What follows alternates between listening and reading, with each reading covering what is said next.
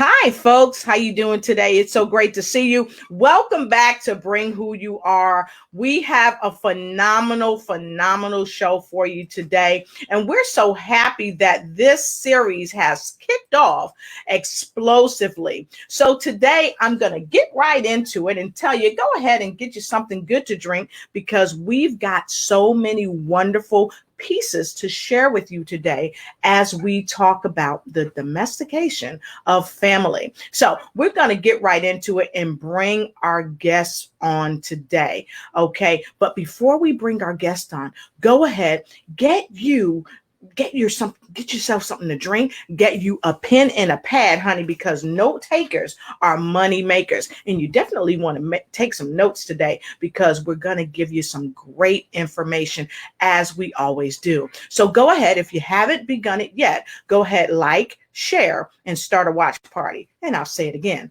like, share, and start a watch party. So I'm getting ready to bring Who You Are tribe in. So go ahead. Tell your family, tell your friends, and tell your frenemies to come on in because it's time to win with Bring Who You Are. And we'll be right back.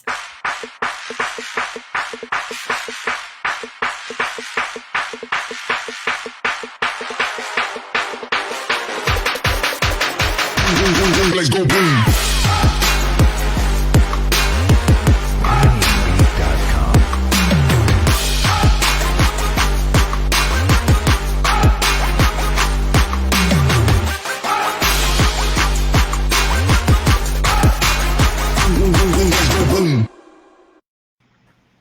Hello, and thank you for joining us today as we are helping you bring who you are. Please welcome our tribe, if you will, of Bring Who You Are. First things first, let me introduce you to the remarkable young lady all the way from Dallas, Texas. She's a best-selling author. She's a woman's entrepreneurship coach and a 3-time competitor with Carol Geis, the first Black Miss USA, the Miss Universe, the #1 runner-up, the beautiful Pamela Lou Hing. Hey, Pam, how you doing? Can you hear me okay? Yes, I can hear you. Can you hear me? Fantastic. Yes, I can hear you very well. Thank you so much. So thank you for joining us today. I wanted to bring up some things for you, and I will momentarily, but let's get things going. Thank you for being here. We're going to bring up our next person that's in the tribe. Many of you know her. She's a poet in her own right. I want you to welcome our guest, our part of our tribe. She is joining us from Richmond, Virginia. She's a dynamic poet, an inspirational speaker, and she loves walking in the forest, hugging the trees. That's what I said. The famous Jemiah Jubilee. Hey, Jemiah, how are you, darling? How you doing today, girl? I'm all here. All right, fantastic. So next up, folks, you are going to love our next guest. Our next guest hails all the way from Canada. She is also joining from Canada, but by way of, you got it, man, Jamaica. She's an award-winning author. She's a founder of Family Civility Institute, and she has a mean look, so her children say, and they're probably right. We just don't see it up here most of the time unless you really get in the nooks and crannies of some things. So please welcome our wonderful tribe member, if you will, Dr. Rebecca Harper. Hey there. Hi, thank you so much for allowing me into this tribe. It's such an amazing one at that. Thank you so much. Thank you so much. So now we're going to our beautiful songbird. She is here and she is phenomenal. Please welcome joining us today, all the way from Los Angeles, California. She's the prophetess, pastor of Walk in Victory, and she's also a comedian in her own right. She's the brilliant songstress, like I said, songbird. Many of you may not know this, but this young lady, she's a singer. She sung many of the songs on The Color Purple. Please welcome Dr. Cecilia Sims. Good morning, everybody. God bless you. Good morning. Good to have you. And also joining us, oh my God, she took it from the seat to the streets. She is joining us all the way from Charlotte, North Carolina, the infamous judge, survivor, and she studied abroad in Spain, Argentina, and of course, Costa Rica. She is the one and the only, taking it from the seat, the judge's seat, that is, to the street, the remarkable Judge Kimberly Best. Hey there. Hello, good afternoon. Thank you for having me once again. Awesome. Good afternoon, ladies. So as we drum roll in, we could not get this show started without the remarkable presence of our other soul sister joining us all the way from Dallas, Texas. She is the master brand strategist and trainer and an avid Dallas Cowboys fan, the talented and remarkable Karen KJ Johnson. Hey, Karen, how you doing? Hey, love, how's it going? Thanks so much for having me. It's going great. Always delighted to be back with Bring Who You Are. So those of you that have been supporting us, we want to thank you. We see folks trickling in, and I want to go ahead and let you know today we are going to be taking a deeper dive into domestication. Today, we're going to be talking about domestication of family, and we're going to get this thing going. And when we get this thing going, we are going to come back and start the show with the remarkable Pamela Lou Hing. So we're going to take a break and we're going to be right back. Stay put. Get your pen, get your pad, because it's going to be all that. We'll be right back.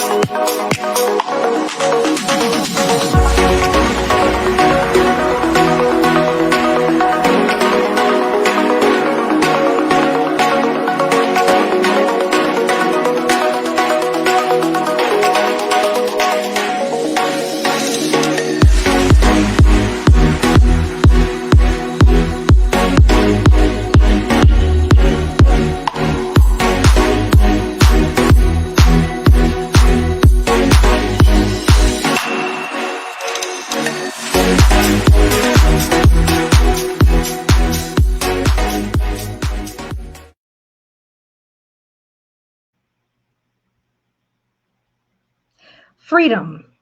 Freedom is being unrestricted in opinion, choice, or action. It is difficult to acquire it at every stage of life. From the beginning, society and the world imposes its values and expectations on individuals. For some people, this makes the struggle for freedom long and utterly impossible. Welcome to my world, where my wrinkled body and spirit float aimlessly in something they call the womb. I call it my home. I love my home because this is where I can be myself. I eat freely and secrete carelessly. I love it this way because this is my world and you are invading my privacy. I see nothing, yet I can feel. My hearing is great, but I cannot be heard. I hear strange yet familiar voices. They call me baby. I did not ask to be called baby, and as a matter of fact, I did not ask to be called anything. I am me. Stop pushing me. I am not ready to come out. Ouch, I told you to let me be, and now I must cry out. Why did you call me girl, and why did you hit me? Why do you say that I'm black when I'm beige? I'm helpless. God, please harden these soft bones, join the separated skull, and toughen this baby's skin. My feet and hands must be lengthened. The stubby body must grow because as a baby, I cannot be heard.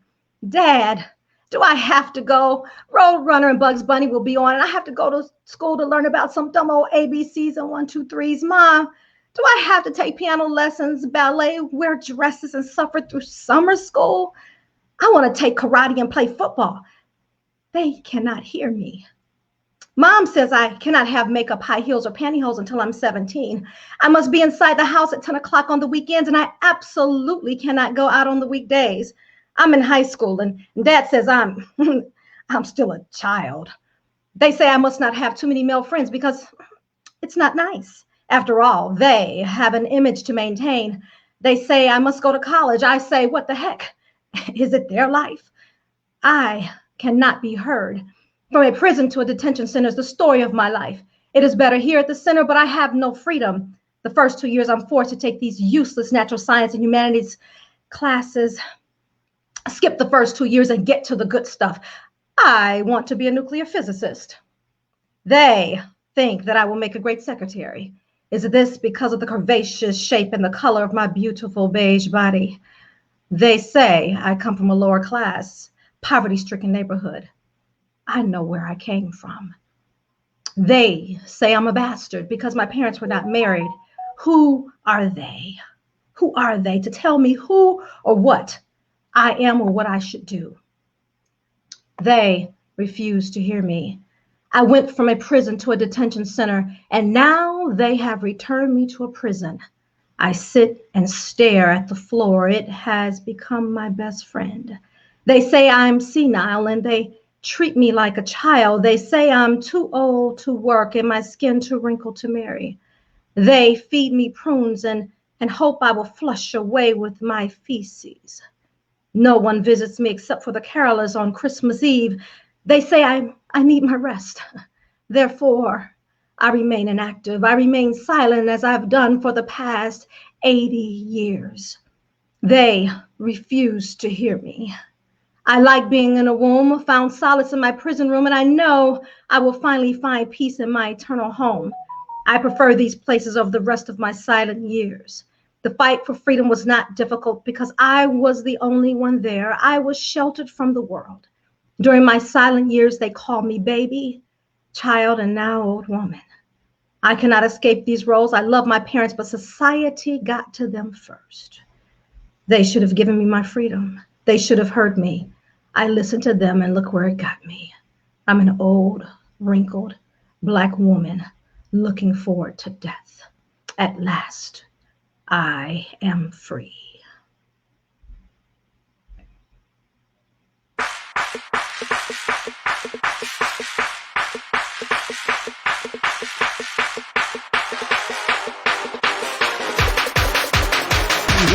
Let's go boom.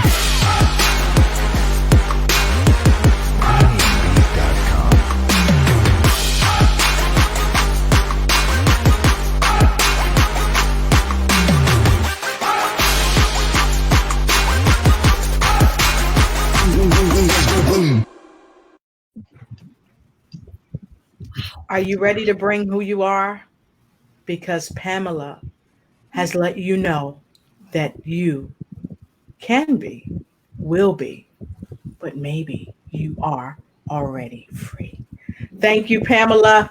You did a great job. Fantastic. We love you. And you have started this thing off with fire. And for those of you that are just joining us, we want to thank you. We saw a lot of comments streaming in, so thank you so much. So at the top of the broadcast, as you know, Pamela Luhing, many of you have probably seen her on just various things, but primarily this right here.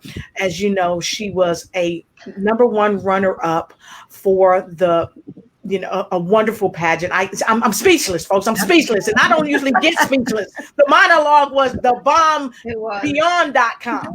But many of you have seen Pamela all over the world, and she has brought to us today a magnificent word, letting us know that we are free in our minds. And sometimes it starts with the domestication of family. It starts in the family. So today, that's where we're going to start. This part of the series, we're talking about domestication of family. So Pamela, go ahead and take it away, and then we're going to take some comments. Go ahead. Equipped, empowered, poised and positioned to move those who are ready to move is my ultimate mission. I wake up every day with a smile on my face, determined to make a difference in my assigned place. You see, my purpose, my passion, and my focus is to take you from where you are to where you want to be. I am Pamela Lou King with Powerhouse Unlimited LLC, and I am grateful for Bring Who You Are and these fabulous women today. I tell you, Lotus, I must say before I go any further, I was over here jamming to the commercial. I mean, it was just, yes. I'm like blown away. So I got to refocus myself. Okay. Thank you. Thank you. I am grateful. Thank you. Thank you for this platform. Thank you, ladies, for being here. Thank you to all of our listeners out there. We thank you for joining us today. As Lotus said, we're talking about bringing who you are. And all too often, it becomes very difficult to bring who we are because of all the things that we've been subjected to in life. And as I shared earlier, if you were at the top of the hour with us, I shared that society and the world imposes their values and expectations upon us, making it very challenging as a woman to really bring who we are. So this platform is about uncovering some of that stuff that we have to deal with in order to discover the best of what God wants us to be. So like this onion that I have in my hand, there are many layers to us, right? And if I can take myself, for instance, I am a mother.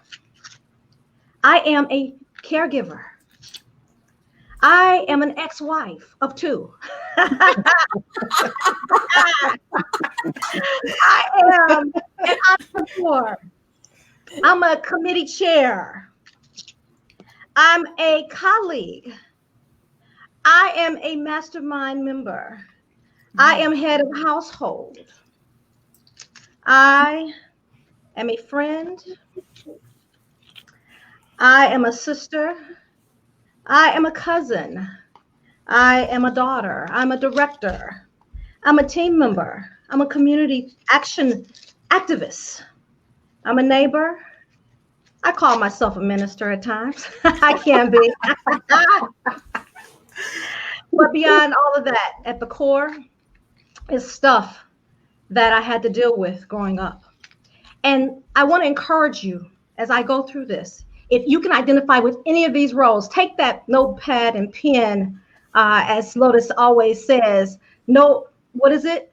Note takers are money makers. Exactly. And if you can identify with any of these roles and anything that I'm about to share with you, I just want you to put a check mark on it, okay? Perhaps you were bullied as a kid. Perhaps you were abused. Perhaps you were molested. Yes. Perhaps you were told what you were going to do or what you couldn't do.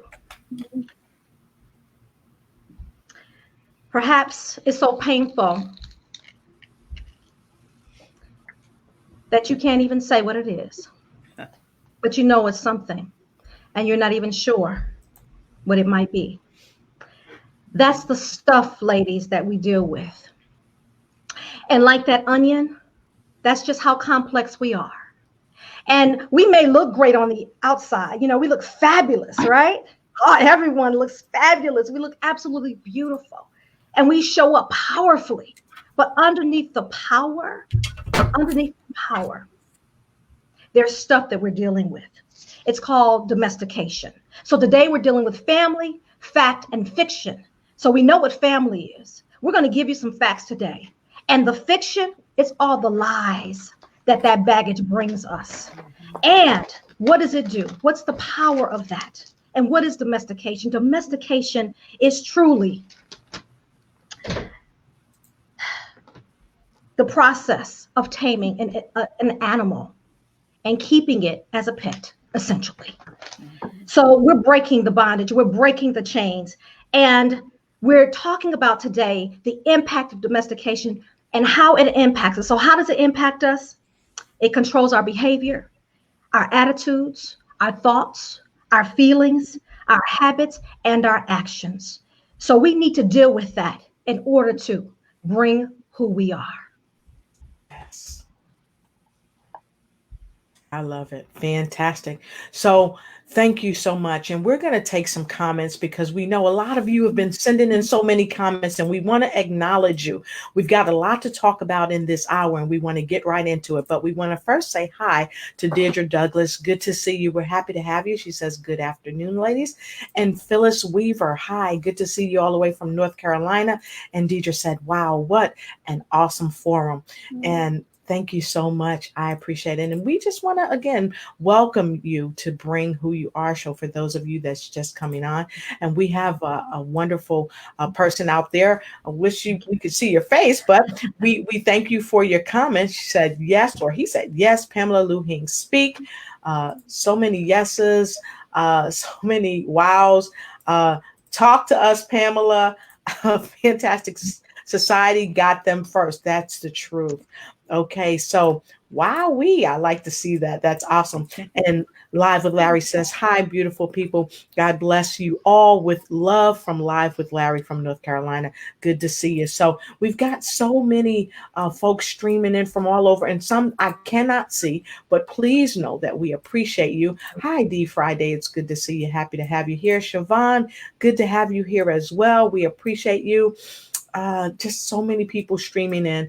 And as we go, I will be posting you up. If you see something that comes across your screen when you make a comment to allow yourself to be seen, please go ahead and make sure you put it up there. Hey, Nikki Hammer, good to see you. Happy to have you here. And as many of you know, hi, people still streaming in. Hi, good afternoon. Good to see you. Hey, Joel, all the way from the Philippines. Good to see you. Let us know where you're streaming in from. Thank you so much. So, with that being said, again, we are talking about domestication of family. We are going to touch on, well, we're not going to touch on, we're going to break the chains on family facts and fiction. And of course, Pamela Luhing has opened us up today to give us some thought to think about, some food for thought, and we're going to move right into this thing. So Pamela's gonna go ahead and touch on it a little bit more, and then she's gonna pass the baton to the next powerful woman of Bring Who You Are. Pamela?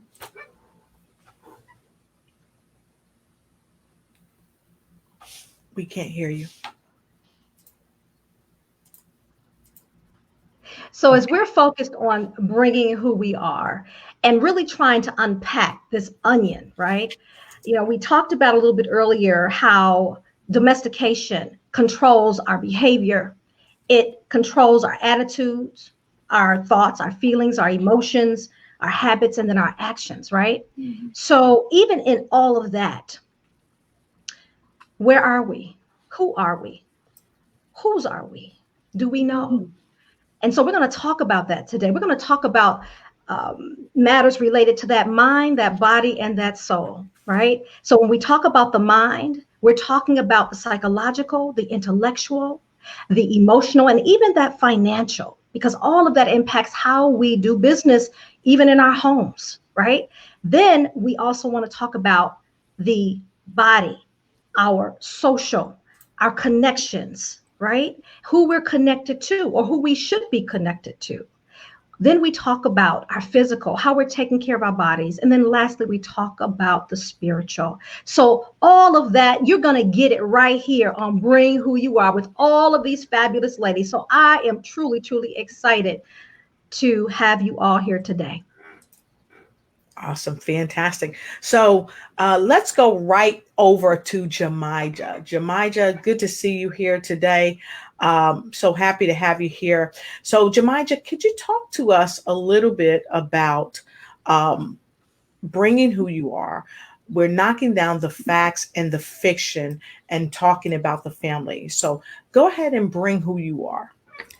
I'm going to bring you who I am, okay? That's the only way to be. It's authenticity.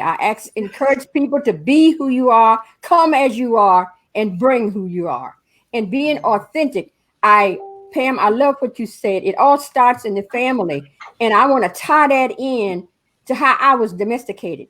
At 6 to 8 years old, I witnessed alcohol, substance addictions, and process addictions from the time that I was 6 to 8 years old. And I used to wonder what in the world is going on in my family here. Everybody was drinking. Everybody worked hard. They had a process addiction during the week where they worked themselves to death. All right. From sun up to sundown. There was men and women. And the women were codependent. They were taking care of everybody else, but they didn't take care of themselves. And when you become codependent, you give yourself away. You give your power away. You give your voice away. And I watched that happen. Along with the alcohol, my grandfather used to sit on the front porch. I have to tell a story. And he would suck eggs, play his guitar, play the blues, and drink moonshine from a mason jar. That's what I used to watch him do every single weekend. And he had a liquor store across the road from where he lived. And he helped the man run it. And that's where he got all his moonshine. I watched all of that. And I kept wondering, what is this? And then my grandmother on my dad's side made wine from everything from potatoes to dandelion. And we had to pick the dandelions. All right. This is as a young girl. And still amazed by all of this drinking.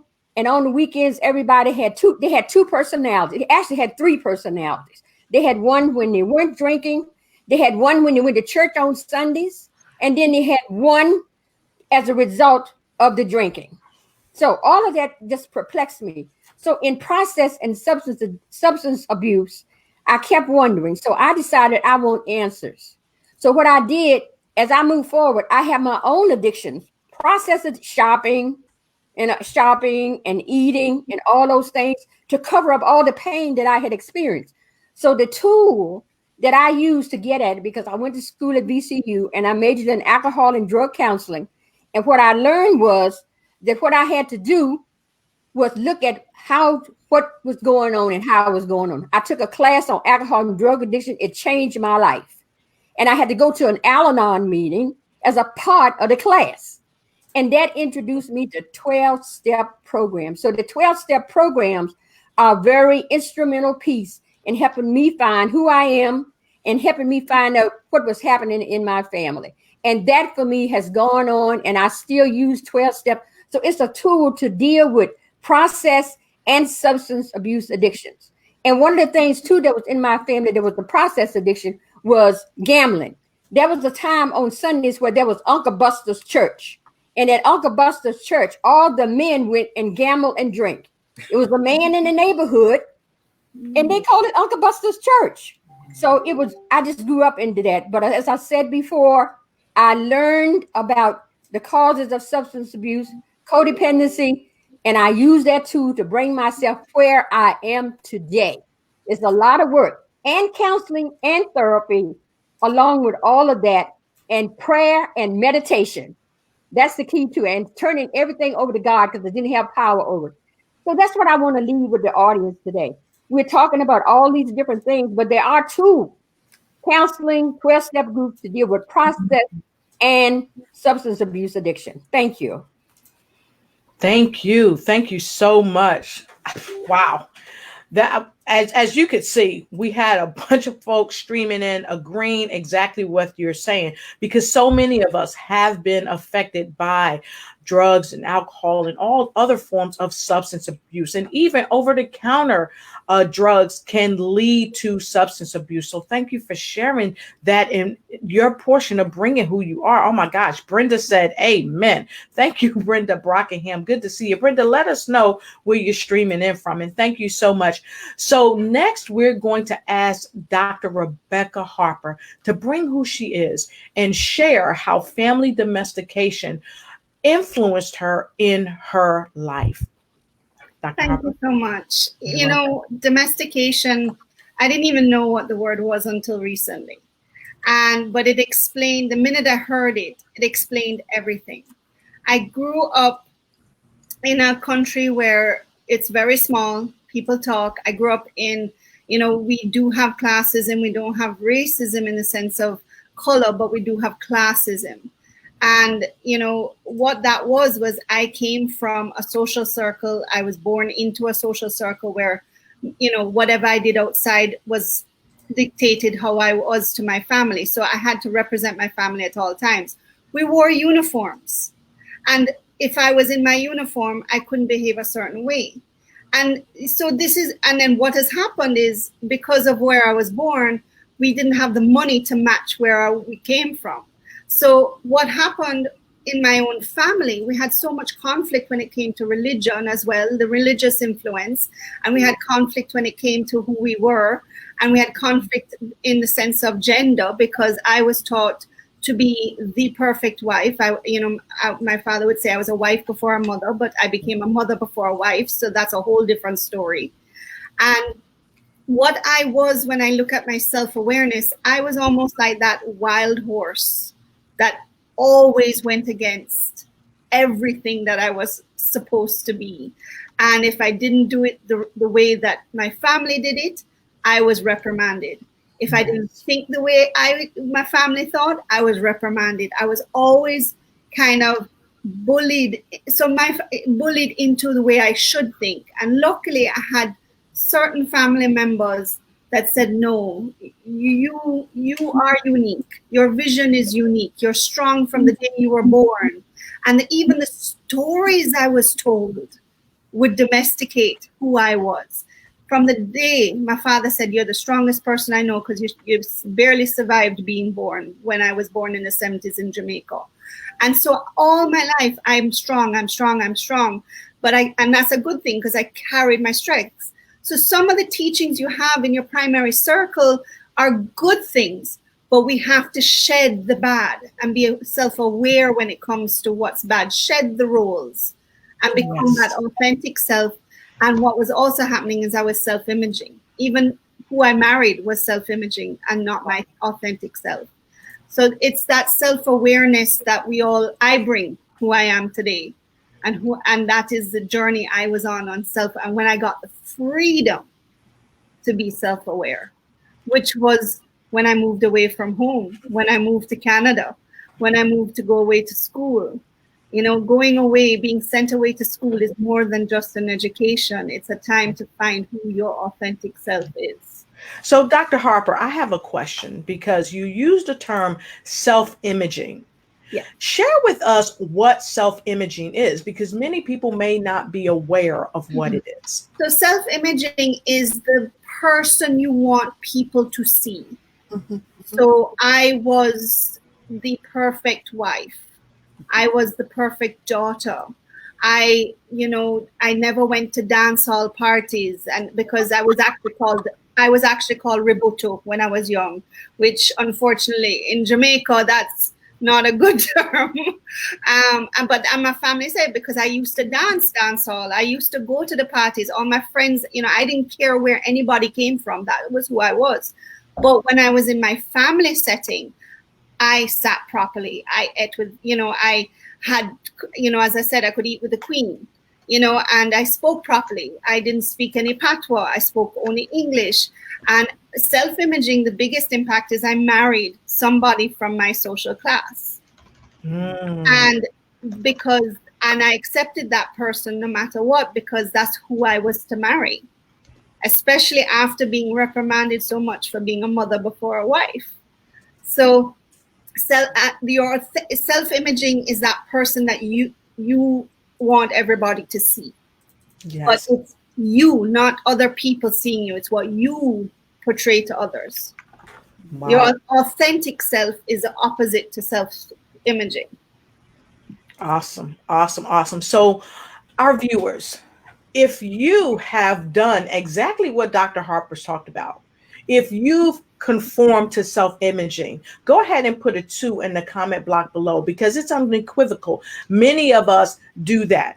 We marry because we think we have to marry in a certain class. We drive a certain car because we think if we're an attorney or a show host or somebody else, we got to drive a Range Rover or a Benz or whatever. And there's nothing wrong with that. Nothing at all. to drive what you like, but we want to make sure we're not doing this as self-imaging, because this is what we want to project on the world. I have to have this kind of car, or I have to wear these kind of clothes so that I can be who I am, when we're really not bringing who we are. Because see, this is the thing. We make the clothes, the cars, the professions don't make us. Okay. So thank you so much for sharing that, Dr. Harper. That was super powerful and very profound. And so I want to take a couple of comments from folks. Deirdre said, I too was the rebel in my family called the Road Runner. Love it, love it, love it. And she also said, say so, self-imaging, say so, self-imaging. And hey, to Janelle Harris, good to see you. Always happy to have you. Janelle is doing a wonderful program from She Exists, and Constance as well as Lotus Roche Ignites. We're down in Florida today feeding the homeless in a joint effort. So thank you so much, Janelle and Auron, for doing what you're doing. And thank you all the ladies right here from Bring Who You Are as well. And Lotus Roche Ignites team. Thank you, team, because we couldn't do it without you. So thank you so much. I appreciate you. All right. I said, called me the Road Runner. All right, fantastic. And like I said, if you resonate with what is being said, put a 2 in the comment block below. Put a 2 in the comment block below. And now we're going to take a quick break, and then we're going to come right back with the remarkable Dr. Cecilia Sims. And she's going to talk a little bit more about how family domestication influenced her in her life. And don't be afraid to tell us how family domestication influenced you in your life. That's what the comment bar is there for. Go ahead and share, and share alike. And we'll be right back.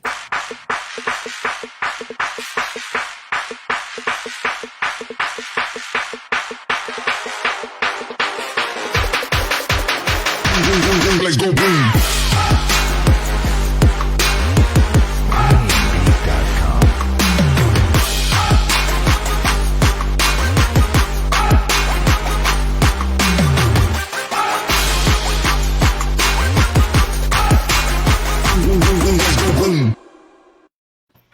All right, fantastic. I love it.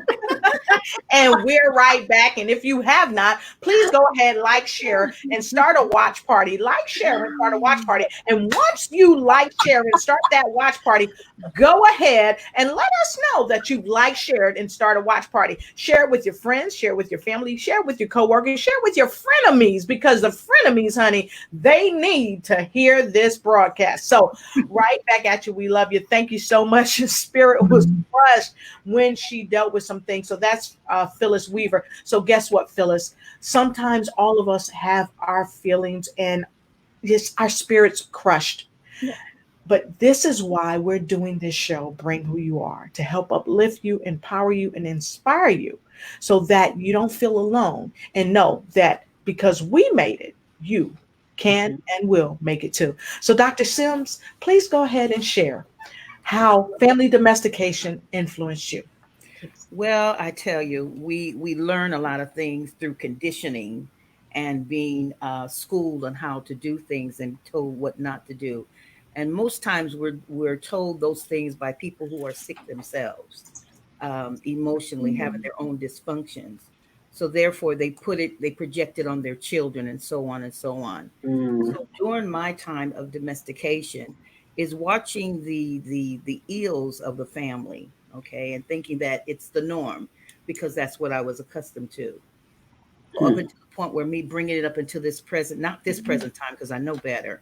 But the thing is, as a young woman, I was abused, both physically and mentally. I don't look like what I've been through. And I tell people, and I'm a realist, y'all, we looking real good, but I'm coming down, okay? I don't look like what I've been through. I should have been cuckoo for Cocoa Puffs. You know, hey, I'm telling you, when I look back over my life and the things that I came through and still had the will, I knew there was something else. Being abused both physically and emotionally, being conditioned, telling you that you're not good enough in this arena. and that you can't make it in this arena. And then me trying to find love because, you're oozing with love, but it was distorted love because Yes. you received as a young girl. And Amaja, I can attest to your story. I was raised around alcoholics and drug addicts. My dad was a fighter. Okay. And so I picked up the fist, doing the dukes myself, because I thought that that was the thing to do. And then I had to fend for myself as a young woman. I had to fend for myself because, the quote in the movie, The Color Purple, it's Yes. not safe to be in a house of men. Okay. Yes. There was incest all around me, and I had to fight as a young girl. I knew that that was strange. No, that didn't happen to me because I had to fight. I got the war Yes. wound to prove it right here. Mhm. Okay. And that always reminds me of what I've come through, and what I've endured as a young woman. But I really appreciate because the wherewithal that I had on the inside, there was always something that I knew that there was something more than this. I was always the one who would take the brunt of everybody else's pain. Does that make sense? Wanting to stand into their stead, I would want to suffer it as a young girl, and I didn't want them to hurt, but I would take it because I thought that I should. I thought that I was stronger than them because of the things that I've been through, but that's not the case. That caused me to be codependent, okay, and people to rely on me. All right. And then I tried to drink. I couldn't because I'm a lightweight. I smell it and get drunk. I'm under the table. I am under the table, right? And I thought having a man's arms wrapped around me would be my solitude and my peace, and it would take me away from my pain, and it just enhanced it because one of my theories: two broken pieces put together doesn't make a whole because the edges just don't jive, especially with two totally different people. So that is part of my domestication because you learn behavior. My mother took it, okay, and I thought that was the norm. That was Yep. mistreatment, Yep. but yet you had to do all of the things that Pamela talked about. Mhm. You had to be those things, the role playing, to the point where you had really a lot of dysfunctions in your own head because I had lost my true identity for a moment. So that's my story. Wow. And that will make you cuckoo for Cocoa Puffs. I used to always say that. So when you said that, it really resonated with me. I was cuckoo for Cocoa Puffs so much. And I imagine that many of us were. And if you've ever felt cuckoo for Cocoa Puffs because you were in the middle of just the craziness of domestication, go ahead and put a number 3 in the comment below. And you can even put that in the comment below because we get it. So thank you so much for sharing that. And we're getting ready to go right over to someone else who has had the ability to move from the seat right to the street and talk about domestication from her perspective and how it influenced and impacted her life. None other than the wonderful Judge Kimberly Best. So, can you talk about that a little bit? And then we're going to go back to Dr. Cecilia on the way out. Absolutely. So for me, it's a little bit different because I'm a child of divorced parents. I'm still daddy's girl. That's a long story. I'm a daddy's girl, but I'm a child of divorced parents. My mother worked. My father worked. I had grew up with a special needs younger brother due to lead poisoning. He's severely intellectually disabled, autistic, and severely emotionally impaired. So for me, it's a little bit different. Mhm. However, even though my mother worked full time, and my older brothers and sisters still had to help with the family dynamics, my little brother, who's only 4 years younger than me, my household was totally different. It was nothing even similar to what we are often taught you're supposed to aspire to, i.e., two-parent household, 2.5 kids, a dog, no issues, no drama. No, we were the loudest. The loudest person in my family wins. If you're not yelling, you're not being heard. And so oftentimes that came into play. But I'll tell you one thing that happened, even though my mom worked full time, there was still an expectation. You go to school, by her and my dad. And of course, I was scared of my dad. You go to school, you bring home good grades. What college you going to? You choose your career. So the whole household chores, cooking, cleaning, finding a husband. The only thing I was told was that you don't have sex until you get married. I never had to talk. That's all I was told. You don't do it until you get married. I told my mother, I think I'm happily divorced. Amen. Praise God.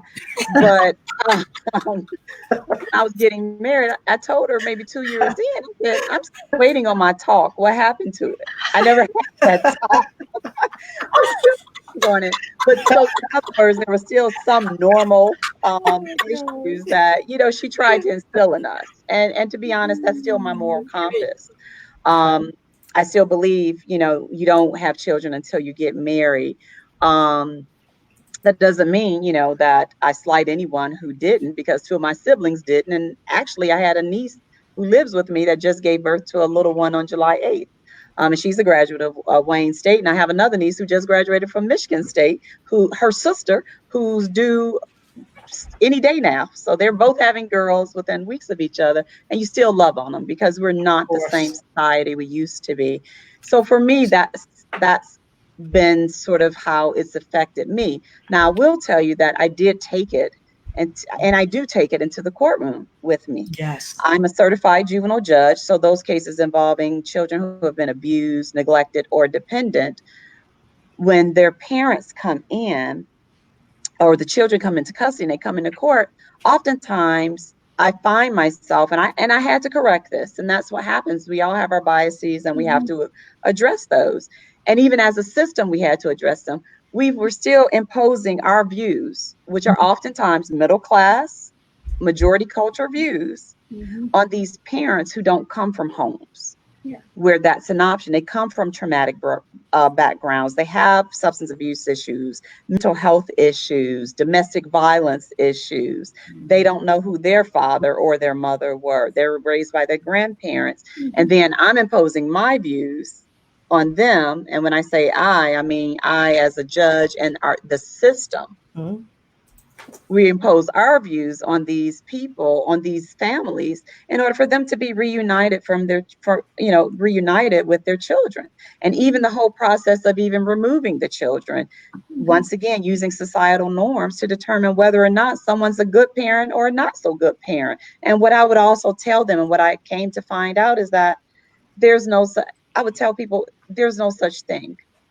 Raising children doesn't come with a book. Now, I know there are a lot of folks who have written books about it. Yes. And to be honest, I think that's how many of us were domesticated, because those are the norms that we think we're supposed to utilize when we raise our children. Yes. But the bottom line is, I mean, even some of those folks didn't, what was his name? Dr. Spock? Was that Dr. Spock? Yeah. And then his child committed suicide or something. And so, it's like, he called himself an expert and he couldn't even raise his child, and it doesn't mean that he necessarily did anything wrong, but I think he was speaking from a position of perfection. And the thing is that there is no such thing as perfection. You just have to do the best job you can within reason and within the law, and make sure that you love people as much as you can, and you love your children and your family. We don't choose our favorite saying, we didn't choose our family. Exactly. Family chose us. We didn't ask to be born to that family. So you can't pick and choose your family. So, but it's impacted, I think, everyone and our systems a lot. Awesome. And we can't get away from that. Yep. I concur with that. So thank you so much for sharing that. And we're going to go quickly. We're going to take a quick break, and we're going to come back, and we're going to pass the baton to KJ for a quick moment, and then she's going to segue right into the phenomenal Dr. Sims. So we're going to take a quick break. Hold what you got. Stay put.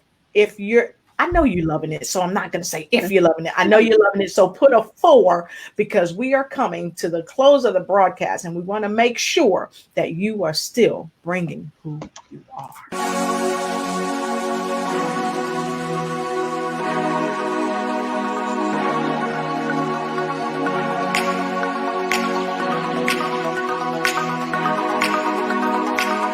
No matter what it looks like, no matter what it feels like, you can show up. You can stand up in your authentic self and bring who you are.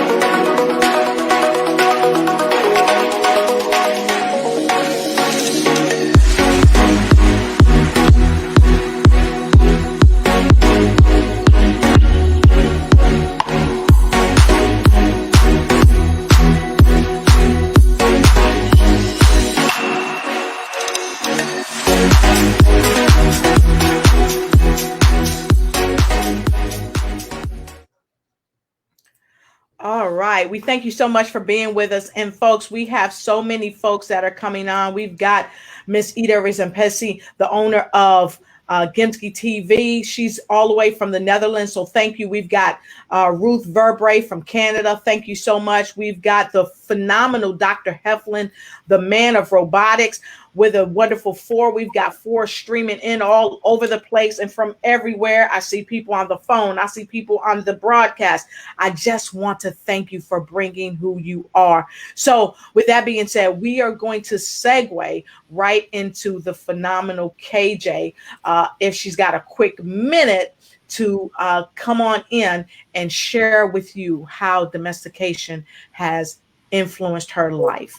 So KJ, I know Hello, everyone. There we go. Yeah. Can you hear me? You probably can't see me, but I'm just having, I don't know. Look, the enemy is busy, but we're not going to give him no credit. But if you can hear me, that is all you need to really hear about. So this has been a phenomenal topic. It really has. And I'm telling you, we probably can do 2-3 more shows, yes. Right, on family. But let me share with you, right, and I didn't hear everybody's comments because, again, technical difficulties. But let me tell you this. I truly, hey, I was raised in a 2-parent home, right? Both of my parents worked. Everybody had their quote unquote defined roles. But one of the things that I do recall, right, as a child is that I actually wanted to, because I graduated like in 3 years from high school. And it was so interesting because my principal was like, hey, you know what? You would make a great teacher, but you need to stay in for that 4th year. Right. And so I came home, to tell my mom, and she was like, girl, no. You coming out. You coming out right now because they gonna figure out some kind of way, right, for you not to graduate. Now, what was the whole purpose of that story, right? And when I think back to the monologue, right, that Pamela did, it was like, hey, this is what I want to be. But your parents, right, like you say, society done already got to them and said, no, this is what you're going to do. Right. So it's just amazing. I think we all have experienced it in one way or another. And as a personal brand strategist today, one of the things that I am so passionate about is really helping parents to truly understand, to allow their kids to be who they are. Because believe it or not, God has already dropped gifts right in on them, right, to be doing. And so it's a matter of you allowing them to explore, right? Yeah, you may have to pay money over here and pay money over there and pay money over there, right? But allow them to be able to do that, because I'm telling you, when we are who we are, when we are who God say we are, we will then have a dynamic world in which we live. So, Lotus, thank you so much for allowing me to come on. I tell you, it's just been crazy on the technical part. I love you guys. This is phenomenal. And look, like I said, we could talk about this for about 2 or 3 more shows, but just fabulous. Thank you so much. And see, thank you so much, KJ, because this is a part of bringing who you are. Guess what? When your technology fails, you still have to stand up. You still have to rise above, and you still have to go forward. And KJ's she's had some technical issues on and off all day, but she's been the timekeeper. She's making sure that we transition the way we need to transition. Her and Dr. Harper's been working behind the scenes. And so guess what? Sometimes you may not be able to see the person, but they're still putting in the work. So thank you, KJ, for sharing. You're welcome. Domestication from your family influenced you. Yes. So thank you so much. So with that being said, folks, I want to share with you that Dr. Sims is been so blessed and is going to bless us as she leads us out from who we are. But really quickly, team, we're almost at the end of the broadcast. I see someone made a comment and I want to take the opportunity to respect that comment and read it to you. She said, "Hey ladies, I was a part of a 20 years of decade of verbal abuse with mentally abuse to the point I accepted, let me see it here. I accepted for years. It's okay to be embarrassed person. And also I was a secret cutter. And the worst part, my parents is not my parents." Wow. Thank you, Nikki Hammer. Nikki Hammer is joining us from Chi-Town. And I got to tell you, we love to have your comments, folks. We appreciate you for bringing who you are, because that's a part of it. Telling your truth and telling your story. So having said that, Dr. Cecilia Sims, would you please share with us and guide us out of this broadcast of family domestication, or domestication of family? Well, first of all, I'd like to thank Pamela for that awesome job. And you painted such a wonderful picture for the beginning of one's life who would like to be that. Okay, let's just keep it real. We have fantasies on how we would like to live as being in families. And some came from good families. And some of us, we had the ups and downs of families. And in your uh, your speech or your presentation, fiction kept coming in my spirit as far as, is it live or Memorex? Memorex, yes, yes. Okay, because people have learned to have various characteristics and to fit the time. They're able to shift to fit that time or that setting. I said one of the best Academy Award winners are those are in the homes, because what happens is when you go out in the public's eye, you perpetrate something else. You portray something else. And because things they say whatever happens in the home is our secret. It stays in the home, whether it's abuse or domestic violence or alcoholism or just a lot of things that go on in the home these days. But when we talk about domestication of the family, that is somebody who's adapt to a condition, as you so beautifully brought out. And I really believe that we have adapted, many of us have adapted down through the years of our living to the conditions of our surroundings. Some of us couldn't breathe, Amaja, because we have adapted to those conditions. And we really didn't know at the time what real breathing was, what real freedom was, because we were in bondage the whole time and not realizing that we were in that kind of arena because we had adapted to that. We became accustomed to it. And many of us didn't know what the dysfunctions of the family were until we walked away from it. And then we learned that, wait a minute, I've been down through the years, I've been in a dysfunctional situation. Well, it's going to lead me into domestication of religion, because just because you come to church or you lift up your hands doesn't mean that you leave those dysfunctions home. I have to paint this picture when I come on, and I'm inviting everybody to come back on the 25th. And we're going to have a really breakdown how the dysfunctions come right on over with you. In your purse, in your bag, whatever. They come with you. But we perpetrate and we put on another guise, we put on a mask, thinking that nobody can see what's real. And we think that we camouflage, should I say, Yes, what's really going on. And it carries over. And we religion is something that's practiced anyway. It's a custom to making people believe that you got it all together, and you adapted to it. but spiritual. We're going to make the difference in our next segment. So I appreciate you, Pamela, because we have we are reaching out to those that you don't have to be that way. I'll share this one thing and then we'll close it out. I remember as a young girl, my mother and father were fighting. It was on a Sunday morning. They were fighting, still loving the Lord, okay? Still professing their Christian walk. But they were fighting. I mean, they were fighting like cats and dogs. And we children were in the other room getting ready for church because we were accustomed to the atmosphere. And Right. I was a little older. Of course, my younger siblings, they don't remember. But I would always will them away from the atmosphere as being a type of protector. But I'm telling you, I learned how to act out some things because of watching them.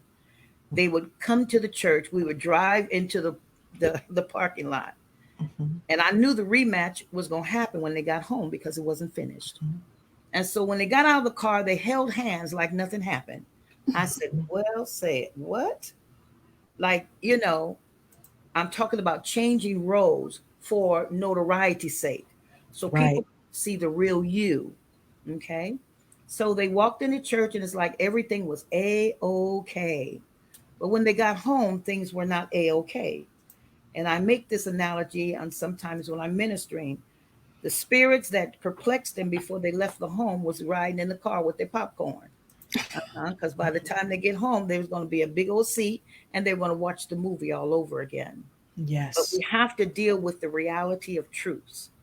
And we have to break it down and let people know that you cannot no longer have the two faces of Eve. You cannot do these certain things and then you portray. That's why the world is in a confusion state, most of them at this time, because of the two faces, the split personalities, bringing the dysfunctions into the house. And when I mean the house, I mean the house of God.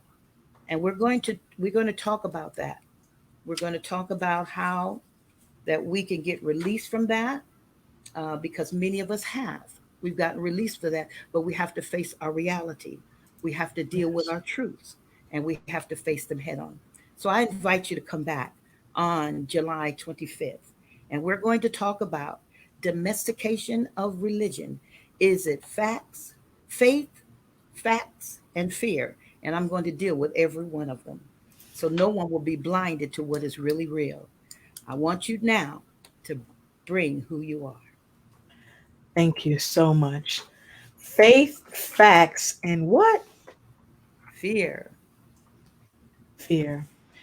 So, those of you that have faced things that you thought were facts, but you found out that you were just living in fear, we're going to bring you back on the 25th of July, right here with Bring Who You Are. When we talk about domestication of religion, we're going to be speaking about faith, facts, and fear. So, to everyone that has joined us, we humbly appreciate you and we thank you for being here with us all the way from across the water in the Netherlands, in the Philippines. Everyone that has joined us, we appreciate you. And we'll see you right here again on our show, Bring Who You Are. When we talk about domestication of religion, we're going to be bringing the power when we talk about faith, facts, and fear in the power hour of Bring Who You Are. Until we meet again, be blessed and always bring who you are.